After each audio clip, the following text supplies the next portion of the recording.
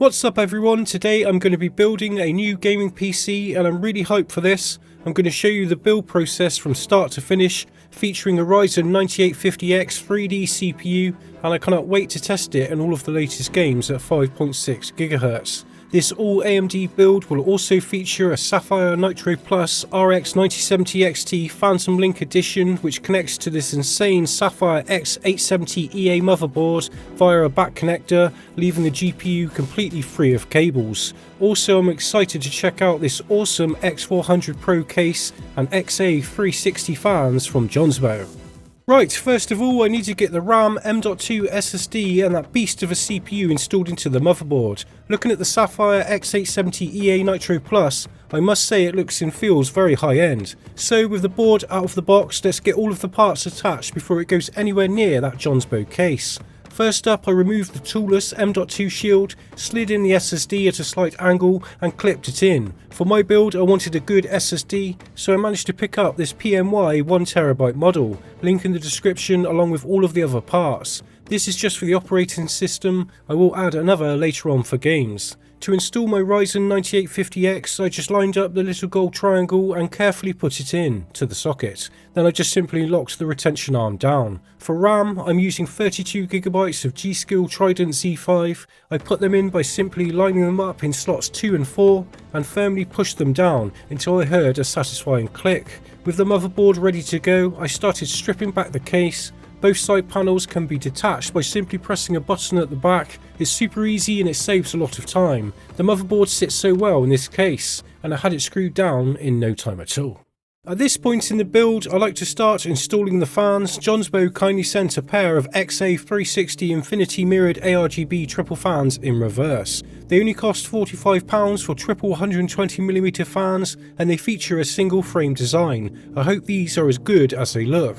The frame has a built-in infinity mirror, and that neon style lighting will really pop, giving off a cyberpunk vibe. They will look so clean in the finished build compared to 3 single fans stacked together. I will have one side mounted to draw cold air into the case, and one fitted at the bottom to draw cold air in directly to the RX 9070 XT. I'm going to mount the rad up top in this build with the included fans inside the AIO. At the back, the Jonsbo X400 Pro case supports dual 120mm fans. I will add 2 XA120s to match and complete the look. Installation, well, it was extremely easy. I don't care about the cables too much at the back because the X400 has panels that keep it all hidden away. Connecting all the fans took no longer than 5 minutes. I just connected them all together and plugged the last connector in the chain to the 3-pin ARGB port on the motherboard. Time to move on to the AIO. To keep the Jonsbo theme going, I picked their TX360 ARGB AIO cooler, featuring a 3.95-inch IPS display for real-time monitoring and customization such as GIFs and images. I started by screwing down the radiator at the top of the case, and I normally always mount it on its side, but I fancied to change. Then I had to swap out the AIO mounting brackets on the board for the ones included in the TX360. Then I applied some paste and mounted the AIO pump. Next I attached the fan connector to the CPU fan header and sorted out all of the remaining cables. One cable goes into the ARGB header and the single USB 2.0 attaches to the bottom of the motherboard. The screen is detachable, so I left that out of the way until I was finished. Time to install the PSU. I'm not going to go too in depth here, but adding the cables before I insert the PSU really helps. I was going to install a 24-pin RGB extension cable, but it just didn't match the build as it's white. Jonsbo did warn me. Regardless, I am using a GameMax 150-watt RGB PSU. I've never heard of them before, but I said I would cover it. Overall, the stock cables are decent quality with a flexible black sleeving that makes routing the cables through the back much easier and less of a headache. I fixed the PSU to the chassis, leaving some serious cable management left to do. After that, it's time to install this awesome looking RX 9070 XT. I left the 12-pin cable out on purpose, as you can install the graphics card in 2 ways. Firstly, it attaches to the 3 8-pin power connectors coming from your power supply or my power supply, but the actual 12-pin connector can now either connect to the motherboard or the GPU. Confused? Well, the GPU has a detachable backplate, and once removed you'll notice a sneaky 12-pin connection. I love this idea and wonder why they don't make all GPUs like this. Does it affect cooling in any way? Connecting the GPU, I had to not only line up the PCIe slot, but also the Phantom Link connector. Interestingly, the 12 pin with this setup goes directly into the motherboard, so you can have it connected either way.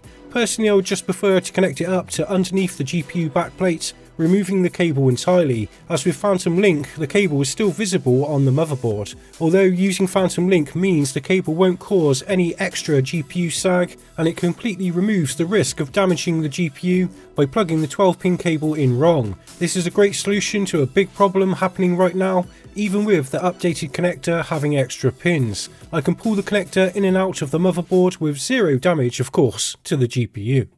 So everyone, welcome to the final build. I love the overall look a lot, it's very modern. The GPU looks so sleek with the light bar running along the card. Both the GPU and motherboard look so good together. The RGB LED effects sync up together using Sapphire's Trick software, although they currently don't work with Signal RGB. As for the Jonsbo parts, honestly these are hands down the best looking fans for the money. There needs to be a serious award going out to Jonsbo, they are just so bright and vivid. If you're looking for some cheap fans or RGB fans that look the part, with decent fan speeds 2400 RPM, these are top tier. Even the AIO is so cheap, obviously I haven't tested it yet, but so far temps are good. The screen has excellent contrast, to the point I had to look on the box because I couldn't tell if it was OLED or IPS. Either way, it's well calibrated, and I also added an extra screen from Jonsbo, their DS9169. It's IPS, but the viewing angles aren't great. So far, Windows 11 Pro is nice and snappy with the PMY SSD, it's holding up well.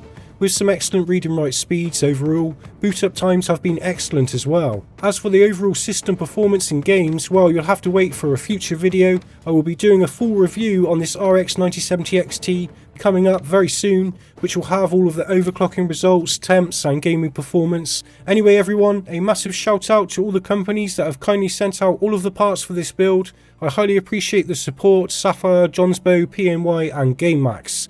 Also, most of all, a massive shout out to you for supporting the channel. My name's Mark from SilencedTech. I shall see you all very soon. Goodbye.